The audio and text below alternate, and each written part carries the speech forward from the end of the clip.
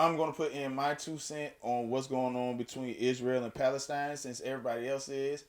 But I just want you to know it's not going to be a deep dive on the history of these two groups because, man, thousands of years of warring.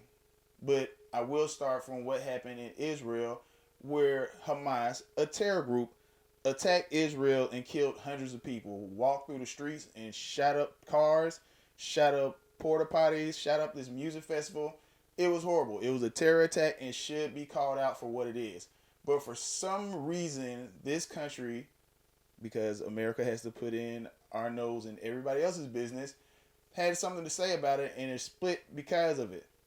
We have individuals on the left who actually are calling for the extermination of the Jewish state and saying that it belongs to the Palestinian people who are being ran by Hamas, who they actually voted for. Like, they actually voted for a terror group to run their country.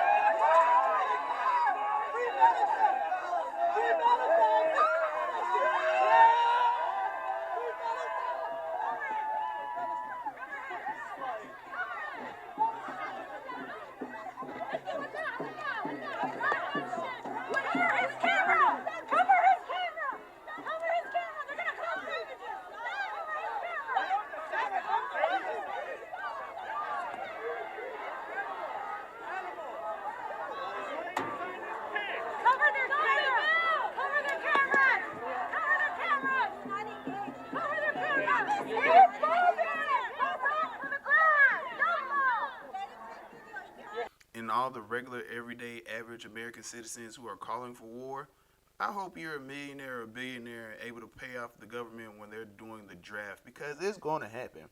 That's why articles like this came out where it says that we're not doing a draft. You know it's coming. That's why people who push these policies, they don't care because their children are going to be safe. Your children are going to be the ones that are out on the front lines.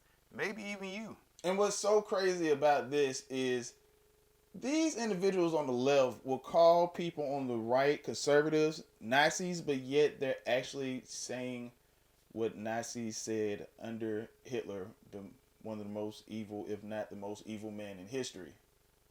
So it's kind of thrown me off because there's no logic there. And it's because there's no logic on the leftist side. There's only what happens on social media and the algorithms. Nobody's paying attention to it. And that's why it's so easy for this administration to get away with what they've been getting away with the whole time Joe Biden has been in office.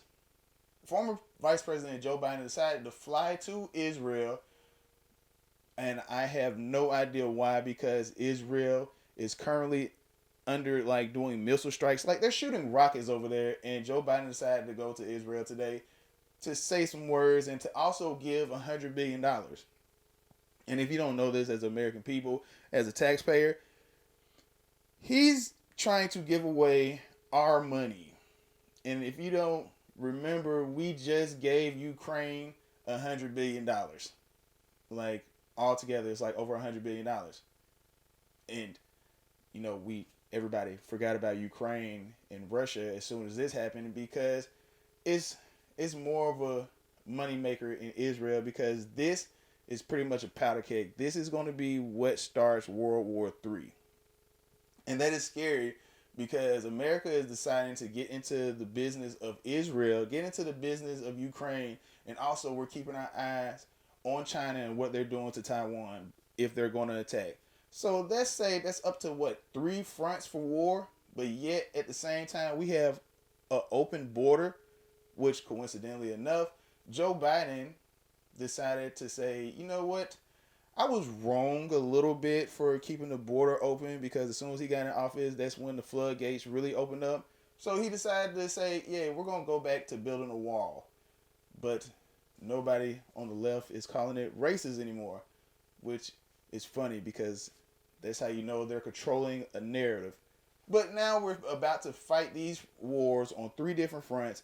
We have an open border where actual terrorists have been caught, and I don't mean terrorists from the southern border, like from South America or Mexico or anything like that. No, I mean these individuals come from the Middle East. So we caught a few, but who's to say how many are in this country currently? So let's see. We have terrorists in the country. We have up to three different war fronts. And also, y'all remember that time when Joe Biden decided to close Keystone Pipeline? Well, yeah, that made gas go up, and then we actually were having an issue with that. And Joe Biden, under his administration, decided to give away our oil reserves to China. Yeah, those oil reserves were for war. So we don't have any money over here. We're stretching our troops out. Also, people are not enlisting in the military, especially under Joe Biden, because who wants to fight for Joe Biden? And we have an open border. This seems like it's going to somebody's plan because all of this cannot be a coincidence. All of this can't be something that just happened to happen and Joe Biden is too stupid to actually know what's going on. And if he is, then there's somebody behind the scene who's controlling it. And that's why that person or people behind the scenes decided to send Joe Biden over to Israel during a conflict. They didn't even send Joe Biden to Ukraine like the first couple of days in the conflict. They waited a whole year. But now he's over here where people don't like America, like really hate America, and are willing to die for their religious reasons.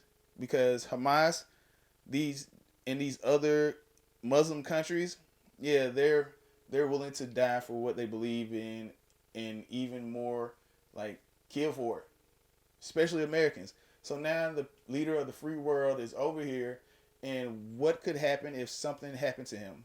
Like if an assassination happened, or even just an attempt, then America will be in World War III, and they will have full support from the Americans while we're already struggling over here.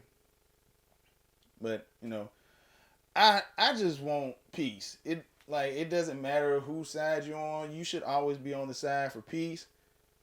But I mean, if you're one of those people who actually cheered on what Hamas did, killing kids, then that's that says a lot about you and your character. And if you're one of those people on the left who says, "Well, Israel did this and did this," how much do you actually know about the history between Israel and Palestine? Or are you just listening to what you just heard recently? A lot of times, these people who are saying we're holding a flag for Ukraine or we support Hamas and Palestine don't know anything about geopolitics. So shut up. And I know peace is a long shot, especially when you do the history on these two groups. They hate each other. And that's why I'm saying there's no reason for us to get into it because nothing's going to help out this situation. Because if Israel decides to put down their guns and just say we're going to chill, Hamas is going to go in there and slaughter the whole the whole region. Like everybody in the country, they're just going to wipe them out. It's going to be a massacre. And if Hamas puts their guns down, it's actually going to be peace. That's why I don't even understand the people who actually side with Palestine. That's just me though. It doesn't make sense. But let me know in the comment section down below. Are you ready to go to war? Are you willing to go to war for Joe Biden, for the people of Palestine, for the people of Ukraine? Or are you like, bro, can we just stop sending off our money and close off our borders and just keep to ourselves for the next 10 to 15 years until we get our stuff straightened out? Because no other country in the world is sitting there trying to help us. But that's just me. I'm your host, TJ Evans, with another installment of the TJ Evans Show. Y'all remember, do your own research. Don't take my word for gold. Y'all stay safe, stay prayed up. Like, honestly, y'all probably need to start doing some prepping, storing some food away, some clean water. If you have babies and stuff, you probably have to go to the store, get some baby food, some diapers, some wipes, get your first aid kit. Because honestly, it looks like we're heading into World War III if we're not already there. Y'all stay safe. Stay prayed up. Peace. Do the YouTube and Rumble thing. Subscribe to the Royal Family Studios page. Like this video. Comment down below. Subscribe to the page. Tell your friends about us. And check out my book on Amazon, The Diary of Marvin Dwayne.